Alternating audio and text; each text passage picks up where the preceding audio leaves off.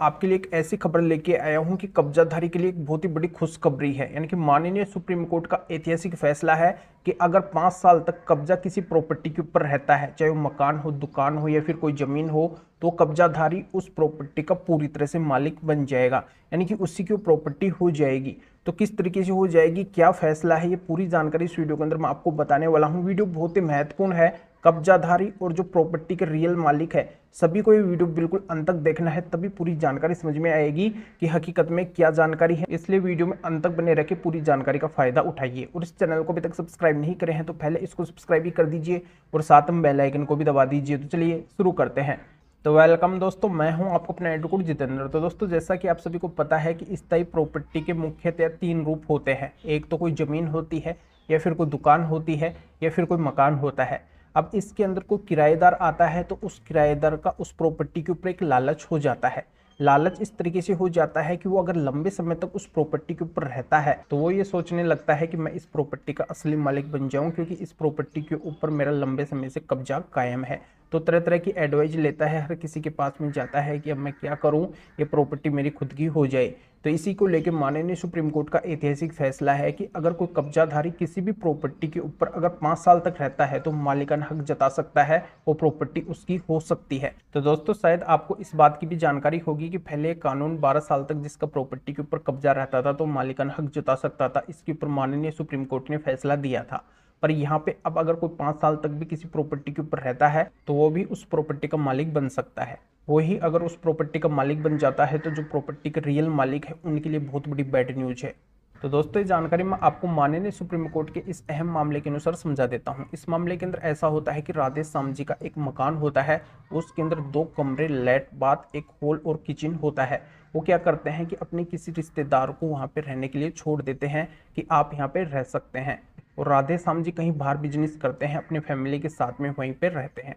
अब उनके रिश्तेदार उनके मकान के अंदर रहने लगते हैं और उनको रहते रहते 5 साल का समय बीत जाता है। तो फिर होता ऐसे है कि कोरोना काल में राधे श्याम जी का बिजनेस पूरी तरह से ठप हो जाता है।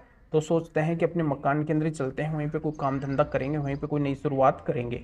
तो फिर राधे श्याम जी अपने रिश्तेदार को बोलते हैं जो उनके मकान के अंदर पिछले 5 साल से रह रहे थे कि अब आप इसको खाली कर दीजिए, क्योंकि इसके अंदर अब हम रहने वाले हैं, हमारा बिजनेस वहाँ पे ठप हो चुका है। फिर उनके रिश्तेदार बोलते हैं कि 1 महीने का हमें समय दीजिए, 1 महीने के अंदर हम आपके मकान को खाली कर देंगे। पर 1 महीने के अंदर भी वो खाली नहीं करते हैं।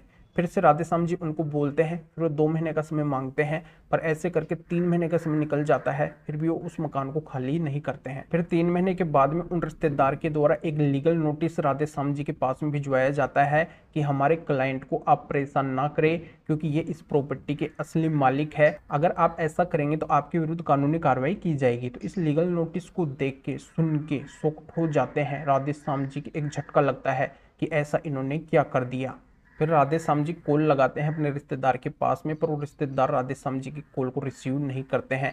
तो राधे श्याम जी क्या करते हैं कि वहीं पे पहुंच जाते हैं जहाँ पे उनका मकान है। फिर उन रिश्तेदार को बोलते हैं कि ये सब क्या है। तो उनके द्वारा ये बोला जाता है कि ये मकान मेरा है, मैं इसको खाली नहीं करूँगा, आपको जो करना है वो कर लो। इसको सुन के राधे श्याम जी को बुरी तरह से गुस्सा आ जाता है। वो आग बबूला हो जाते हैं कि मैंने तो एक भलाई का काम किया है, एक रहने को जगह दी है, मैंने इसका कोई रेंट भी नहीं लिया है, कोई किराया भी नहीं लिया है, उल्टा ही मेरे मकान के ऊपर कब्जा कर रहा है, मेरे को ऐसे बोल रहा है, तो इसकी इतनी हिम्मत कैसे हो गई। तो ये बोलकर गुस्से में राधे श्याम जी क्या करते हैं, गाली गलौज करते हैं, उसकी मारपीट कर देते हैं। तो क्या करता है, राधे श्याम जी के विरुद्ध पुलिस थाने के अंदर जाता है, उनके विरुद्ध एफआईआर दर्ज करवाता है कि इन्होंने मेरी मारपीट की है, मेरे साथ में गाली गलौज की है।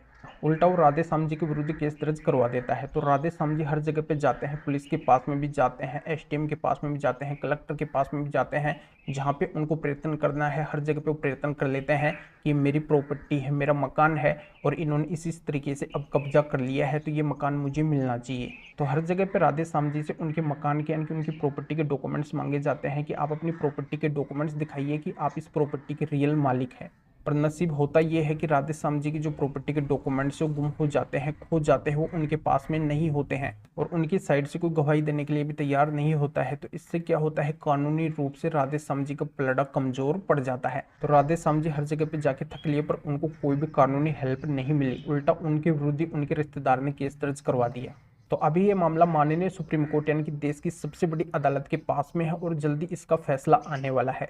तो सब जगह से जब राधे श्याम जी को निराशा ही हाथ लगी है, तो उम्मीद है कि माननीय सुप्रीम कोर्ट से भी निराशा ही हाथ लगने वाली है। तो दोस्तों, इस मैटर में या फिर और किसी भी मैटर में अगर आपकी किसी भी तरीके की कोई भी कानूनी समस्या है, आपको लीगल एडवाइस यानी कि कानूनी सलाह लेनी है, तो स्क्रीन के ऊपर मेरे व्हाट्सएप नंबर शो हो रहे हैं। इस व्हाट्सएप नंबर के ऊपर व्हाट्सएप मैसेज करके अपॉइंटमेंट बुक करवा के डायरेक्टली मेरे से कॉल के ऊपर बात कर सकते हैं।